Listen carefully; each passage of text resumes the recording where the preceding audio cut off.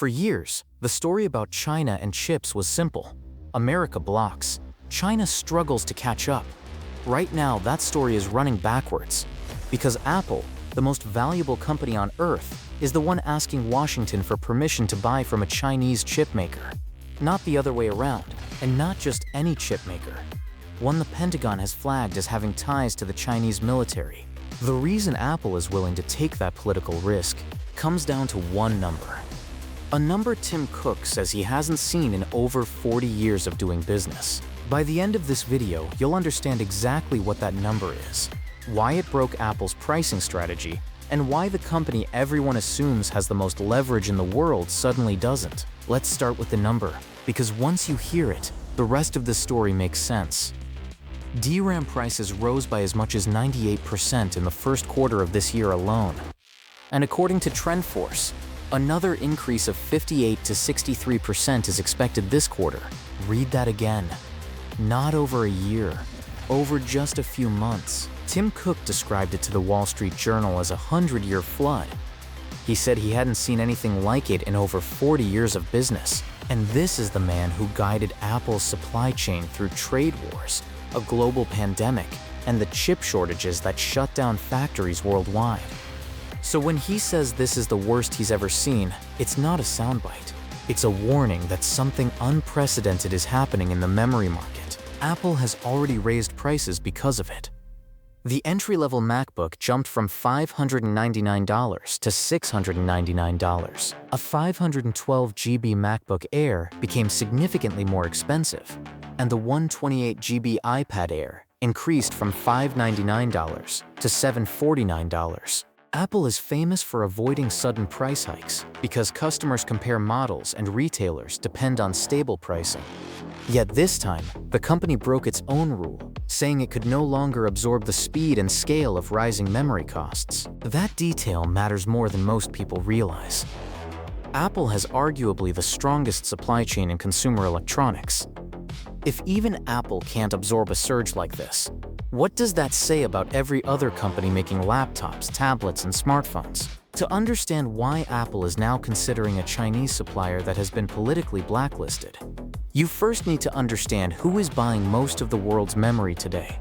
And the answer isn't phone makers anymore. Samsung, SK Hynix, and Micron aren't running out of factories. They're running out of priorities. AI has completely changed the economics of memory production. Training large language models requires enormous amounts of high-bandwidth memory to keep thousands of computing units working simultaneously.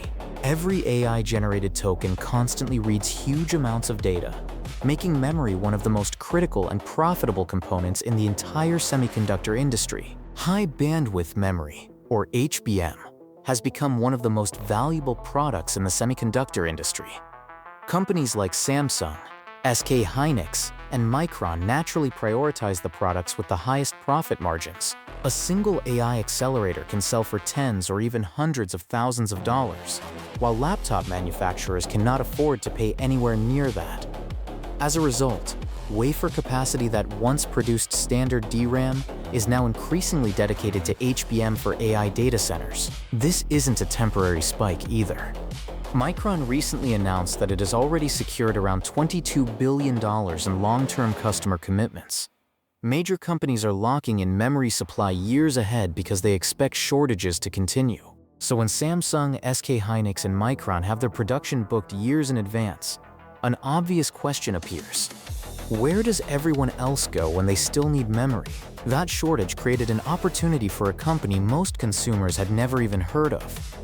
A company that, until recently, was considered a distant second-tier player in the memory industry. CXMT, or Changshin Memory Technologies, was founded in 2016 in Hefei, China. It began by producing conventional DRAM for the domestic market, using technology that lagged years behind Samsung and Micron.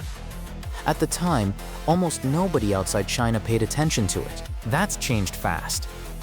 CXMT is now widely regarded as the world's fourth largest DRAM supplier. It has already demonstrated DDR5 running at 8000 MT/s and LPDDR5X above 10,000 MT/s, real mass-produced chips rather than lab prototypes. And crucially, it has become part of the geopolitical conversation, appearing on the Pentagon's 1,260H list of companies alleged to have ties to China's military. At first glance, that sounds like a hard stop for any Western company. But the reality is more complicated.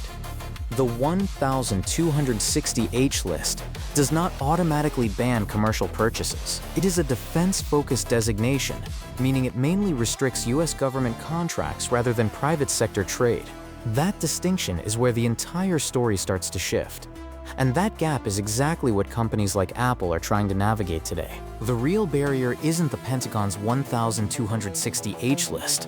It's something much more powerful: the Commerce Department's Entity List.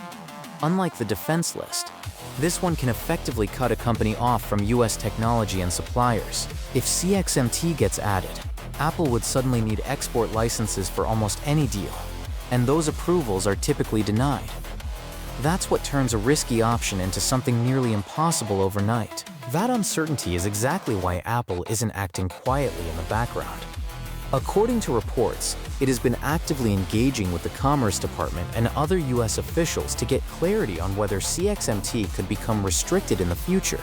The goal isn't just permission to buy today, but assurance that any supply chain decision won't be invalidated by a sudden policy shift tomorrow. For Apple, that kind of unpredictability is a serious risk. The company builds products years in advance, locking in supply chains at massive scale. So any sudden regulatory change can disrupt entire product cycles. That's why even the possibility of CXMT being added to the Entity List creates pressure. Apple isn't just evaluating cost or performance. It's trying to avoid building its future on a supplier that could be cut off overnight. Getting political clearance is only the first step. Even if regulators allow it, Apple still has to solve the technical side. Memory chips aren't just interchangeable parts. They must perform consistently across millions of devices. Any variation in power efficiency, heat output, or reliability can affect battery life, stability, and long-term performance, making qualification one of the strictest processes in consumer electronics. CXMT would need to prove it can meet Apple's standards not just once, but continuously at scale. That means stable yields, strict quality control, and consistent performance across every production batch. Apple's supply chain teams run extensive audits and stress tests before approving any supplier, because even small defects in memory can lead to system crashes or data corruption in real-world use. Even if CXMT passes Apple's technical qualification process, that still wouldn't guarantee large-scale supply. Apple operates at enormous volumes, and memory demand across its product lineup is constant. Meeting Apple's requirements would require not only performance consistency, but also massive manufacturing capacity, something that is already under pressure from strong domestic Chinese demand. CXMT's production is increasingly tied up serving China's own ecosystem of phone makers, PC manufacturers, and server companies.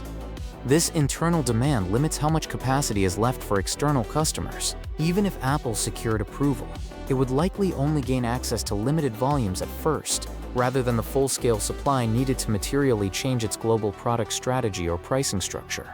That means any potential partnership would begin cautiously, with small allocations rather than full integration into Apple's supply chain. CXMT would likely be tested on limited product lines first, while Apple continues relying on Samsung, Micron, and SK Hynix for the majority of its devices.